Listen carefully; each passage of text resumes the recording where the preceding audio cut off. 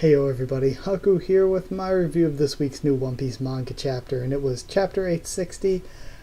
So this review we're probably just going to be talking about the new characters that were introduced a bunch, because that was kind of like the point of the whole chapter and everything. It was just introducing a bunch of new characters and sort of pushing us into the start of this tea party.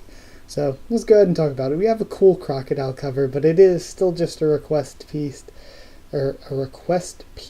So yeah, it's whatever. Very beginning, we have the Sun Pirates leaving Beckham's tied to a rock and peacing out.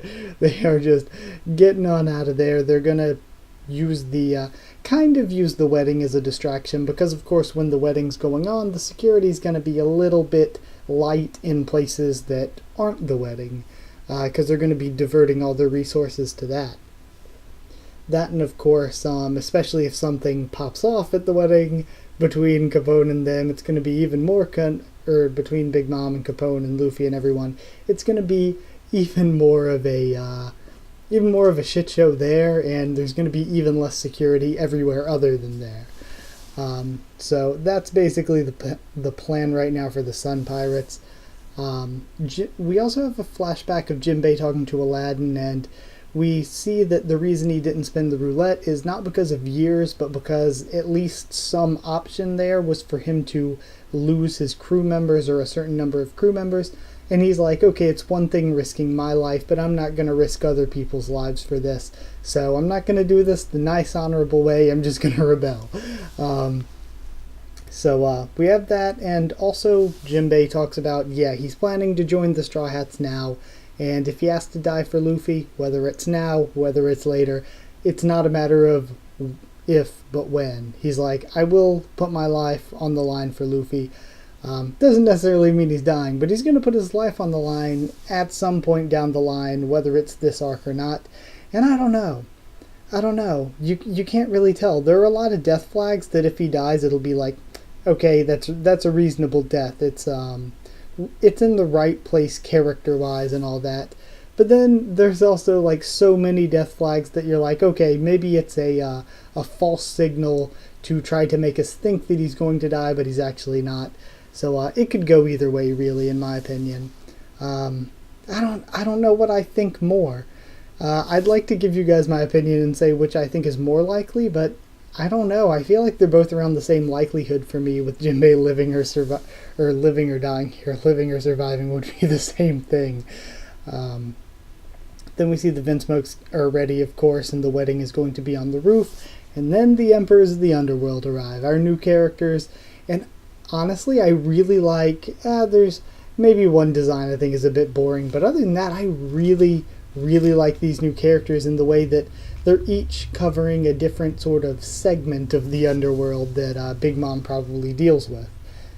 So first up we had the Black Market King, God of Fortune Defeld, and I really love his design because, like I said in the live reaction, he reminds me of like every big shot scummy businessman from an old cartoon ever. Just he has that look to him. Then we have the Queen of the Pleasure Quarter, Stussy. Which I'm assuming means something to do with prostitution, sex trafficking, brothels, something. At least that's just a wild assumption based on that title. So it's interesting because I feel like we haven't really seen that confirmed. We've seen slavery, but we haven't really seen prostitution or sex slavery that I can recall in One Piece. But I think this may be our first hint at, that exists in this world. Then we have the Great Mortician, Drug Peklo, and he's the one that I'm like, what the hell is up? I think his design is cool as a bad guy. I almost kind of hate it because, I don't know, just clowns and manga after Akame ga Kill is something that I'm just not super comfortable with.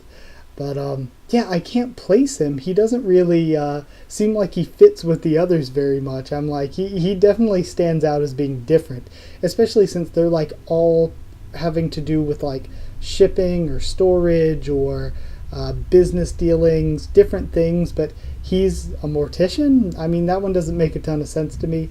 Maybe his name's Drug Peklo, though, so maybe being a mortician, he sells drugs on the black market and he's a big drug lord. I have no idea. I can't place him at all. We then have the storage industry titan, the concealer Giberson.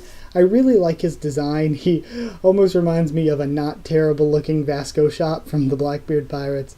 That, and I don't know, just the thought of him being like what is he, a storage industry titan? That's very weird that he conceals things. He's running some, hiding some things on the down low under the world government's nose. To me, he's a very interesting one for this arc. Then the boring one to me is the shipping magnate Deep Ocean Current Umit. It's a bit of a boring name, a bit of a boring job, and his design, he skipped leg day like a lot of One Piece characters have a problem with, and he looks like a little kid with a beard glued on is what his face reminds me of. But yeah, I just think he's a bit of a boring design. He's the one that I'm like, okay, who cares about him? And then the biggest one for me is the president of the World Economic Times, which of course we heard in the past when Sanji was talking with Vito, and Vito was like, yo, I used to read it every day. There'd be the comic strips of the Germa and everything, and they were the bad guys, but I still loved them. And he's Big News Morgan, is the president.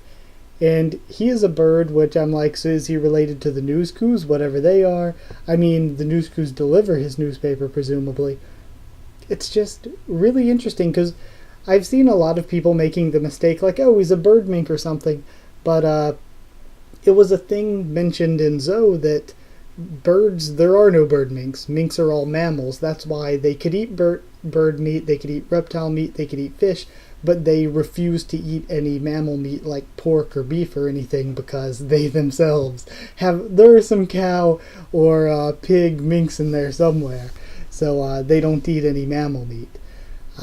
So yeah, just because of that, I'm like, I have no idea what he is. I don't know if it's a bird devil fruit, if he's some sort of special case, some other race of some kind.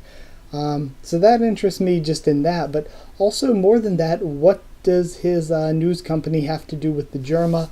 Why is he putting out those comic strips? Where did he get the idea from them, or for them? So Morgan's to me is the most interesting here, especially since he knows the Germa.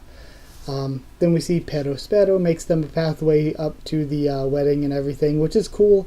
I think Pero Spero's ability is cool, and he could be interesting in a fight with one of the minor characters, but I don't know. I don't think we can handle a fight at all. So if a fight breaks out, I don't know what they're going to do. Also, these weird, here kids have some candy vibes from Pero Spero is like, ooh, no thanks, man. Then we see the organ dealer Jigra get absolutely skull-fucked from the future by Katakuri going Toguro style with the jelly beans. So yeah, he gets completely demolished. And we see Charlotte Katakuri, or Dogtooth. Now, I'm a bit confused with the name. Before we talk about him, the name, because like, his name is Katakuri, but it means Dogtooth, and they translated it as Dogtooth, and I'm like, why did they translate it though? If we went around in manga and called all the characters by the meanings of their names rather than their names, that'd be pretty silly, wouldn't it? Just like I hate how the translation for the anime called Nekomamushi and Inuarashi, Cat Viper and Dogstorm, I'm like, that's the translation of their names, but their names are Nekomamushi and Inuarashi. So yeah, this is the problem I have, because Dogtooth is such a more badass name than Katakuri. It's just such a cooler name, but then on the other hand, Katakuri is the factually correct name that I think we should be calling him by. So I'm a bit torn there, but his design is overly badass almost. It's like, I'm not used to seeing a design this cool looking in One Piece. I'm used to everybody being these fat giant torsos with these tiny little legs. So I'm just not used to a cool looking design with legs that are reasonably sized. But I figure like, if he's a complete badass, if he can see into the future, his haki is so good. If he's that OP, and also throw in there that his bounty is over 1 billion, it's the highest bounty we've seen, I feel like we could not possibly get into a fight here. I mean, that's just him, probably way, way, way stronger than Doflamingo, and Luffy, with an entire island's worth of help, barely took down Doflamingo. Reasonably shouldn't have taken down Doflamingo. And then he gets his ass kicked by Cracker, and let's get clear, Luffy, no chance against Cracker. If Luffy's up already, Cracker should be back up as well. And Cracker, like, Luffy's got no shot against even him, let alone Katakuri. We don't even know how strong Smoothie is. She's probably hella strong. I think we do know her bounty. It's not quite 1 billion, but it's still pretty far up there, and she's pretty dangerous. So any of the Sweet Commanders, I feel like, could wipe out their little assassination plot, let alone Big Mom herself. So yeah, I don't know what Oda's gonna do with this. I'm like, this plan can't go right. There has to be something that goes wrong. There has to be a fight that breaks out, because they're not gonna just assassinate her. But then I'm like, but Oda can't really have a fight break out either, because they can't take Big Mom's crew in a fight, let alone have all of her allies there as well. Like, I just don't see how this is gonna work. Also, bringing it up, I like how things came around with that dude Jigra that got hit in the head with a jelly bean or whatever. I like how things came around where way back with Peckham's on Zoe, he was like, yo, nobody denies a request to go to one of Big Mom's parties. And we see that that guy denied one of the invitations to her parties, and his father got killed because of it. So I found that really interesting, that just that little side note by Peckham's came back around into the actual story. And then very end we see Smoothie is a thick, heartless asshole. Poor giraffe, poor lady that's tied up there. I don't know why she stabbed 100 men though, that's pretty odd. Pretty suspect. And her Smoothie's juicing power is still very odd, very weird. Like, giraffe juice? What? And then the tea party starts, and that's basically where we end it, leaving us until next week. I thought this week the art was on full blast. The art was great. We had like 4 or 5 2-page spreads, which is an extreme amount for any manga, I feel. So I loved it. I really thought that it was good. It felt different. It felt like we were getting a special something extra. So I really loved that. Then of course so much hype for the new characters, for Katakuri, for Morgans. And the designs I thought were all on point. There were some that were kind of but overall there weren't any designs where I looked at it and I was like super disappointed, like, oh, this is bad. Like there were no Raizo designs in here. Yeah, that's it. Katakuri's beyond OP. Add in Cracker, add in Smoothie, add in Big Mom, and there's nothing that can be done if a fight breaks out. There's just nothing. I don't see how they could handle this at all. But yeah, that's it, I guess. For a score, I'd give this 10 out of 10. Perfect score, 10. What happened? 10 to Goodo style jelly beanings out of 10. But either way, hope you guys enjoyed the video. Like if you did like it, comment down there. Tell me what you thought of this week's chapter, what you thought of my thoughts on it and all that. Subscribe for more One Piece, both manga and I'm going to be covering the anime for at least 2 more weeks, and then I'm just wondering, are you guys still interested in me reviewing the anime, or would you rather me do other stuff? I mean, it's all up to you what you want to see. Follow on Twitter if you want. I'll try to keep you updated there and stuff for the channel. That is it. So thank you once again for watching, and I'll see you all next time.